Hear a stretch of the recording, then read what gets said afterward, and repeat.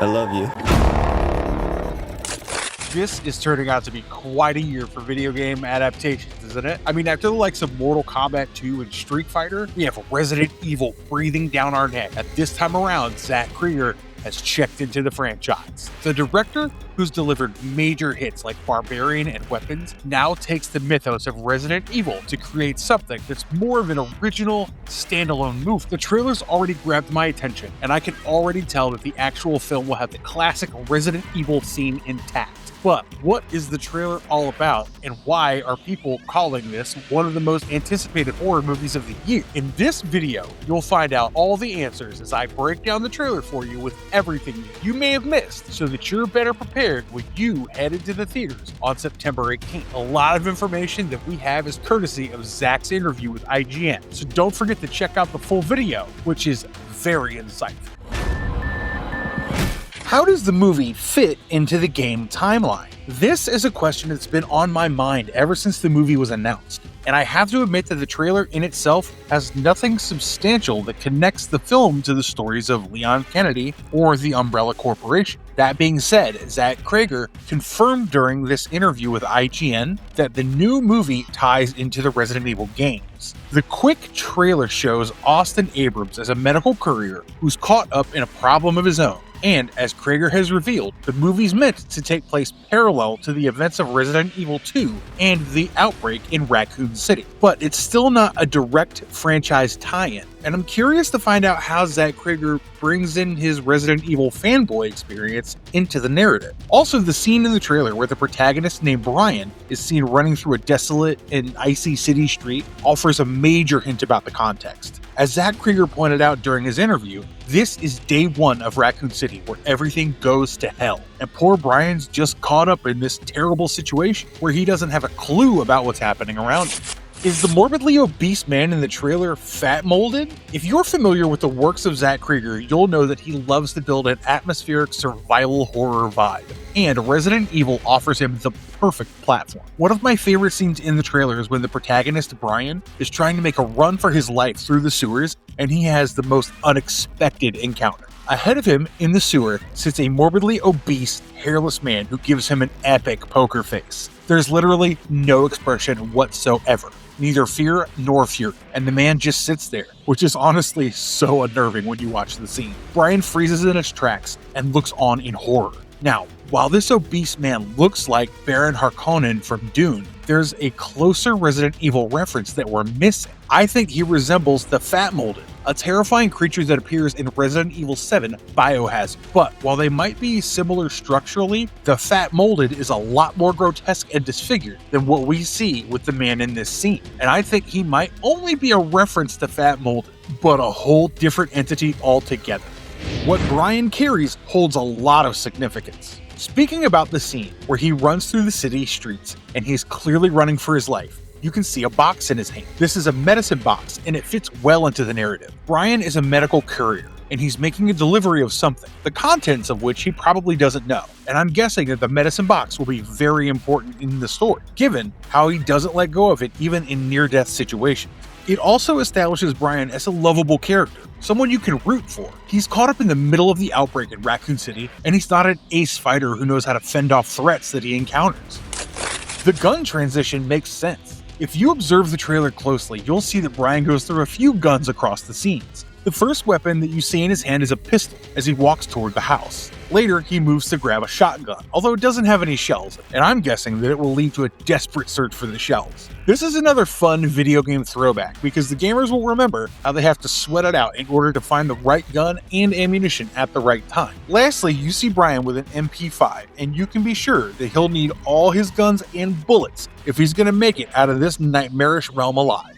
The creature peeking from the door is terrifying. Anyone who's played Resident Evil or any other similar survival horror game will tell you that the real horror comes from the random jack-in-the-box moments. You don't expect something to pop up, and then it does, and the movie has made the most of this theme, if the trailer is any indication. I cannot get over the scene in the trailer where Brian experiences something that is absolutely bizarre. He stares at a doorway lit up by two dim lights on the side, and suddenly a creature appears through the door. First the hands creep out, and then in a quick burst the lower body emerges as well. Imagine this as a man or a woman dressed in a gown who is walking on their hands with the legs in the air. Also, there seems to be 4 hands, so clearly the creature is mutated and beyond the ordinary.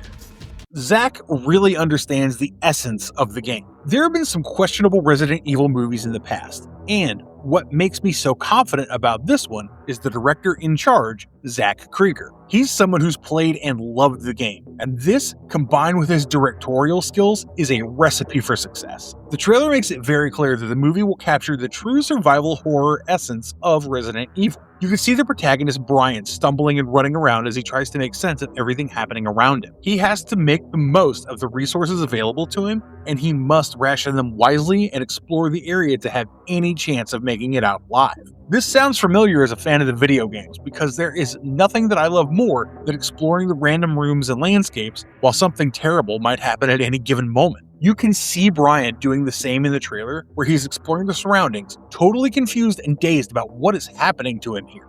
The green herb pot from Resident Evil 4 is in the background. For those who don't know the context, the green herbs are essential single-use healing items found in small pots or dropped by enemies throughout the village, castle, and island areas in Resident Evil 4. It could restore small amounts of health, and one could even mix it with red and yellow herbs to enhance the effects. Now, this little moment in the trailer caught my attention, where I spotted the green herb pot in the background, and I think it was a fun throwback to the gaming lore. The zombies appear, but only briefly. The director has made it very clear during his interview with IGN that the movie's not essentially a zombie film. It's also evident from the trailer, where we see more of the protagonist experiencing a survival horror setup than hordes of zombies running after him. However, there's this quick shot that shows him cooped up in a room or outside a room. He's separated from the zombies on the other side by a door, and he's completely terrified. I'm guessing that you'll see the zombies in the movie, even if they don't have the role of the primary antagonist. Let's not forget that this is more like day 1 of the outbreak, and the horror will come from Brian figuring things out slowly and understanding the real fear factor of the situation. As Zach points out, there are only 2 or 3 scenes in the movie where we get to witness proper zombie stuff. Expect some fascinating body horror. I just feel like if you had this opportunity for the T-Virus to do all these really fascinating things to the human body and to the world around you. Yeah, these are the words of the director, and this is the main reason why he doesn't limit the horror to zombies alone. This also means that we get to witness some memorable body horror stuff, and there are already a couple of great examples in the trailer. The morbidly fat and hairless naked man in the sewer or the creature creeping out of the door have all been changed from the basic human form, and I'm quite sure that we'll see a lot more of the same in the actual movie. Brian going through the drawers desperately is so video game accurate. I still remember all the times when I desperately scanned a room and checked out every feasible spot to find ammo or guns in the Resident Evil games. The movie also has the same vibe, and you'll see Brian opening up drawers in a random room out of desperation as he seemingly searches for shotgun shells. It's going to be a story of his survival, which largely depends on how well he can understand and embrace his surroundings.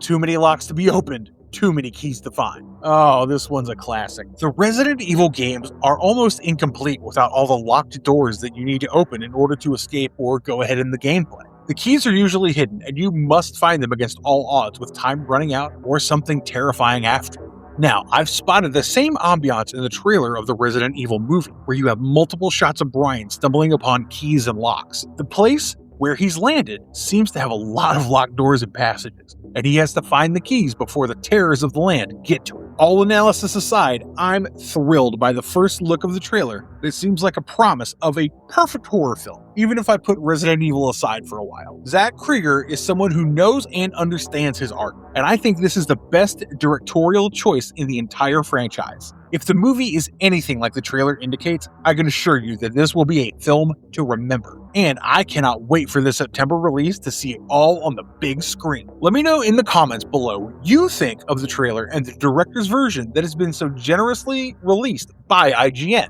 Also, if you appreciate our efforts to bring you content like this, please hit the like, subscribe, and bell icons so that we can get more videos to you.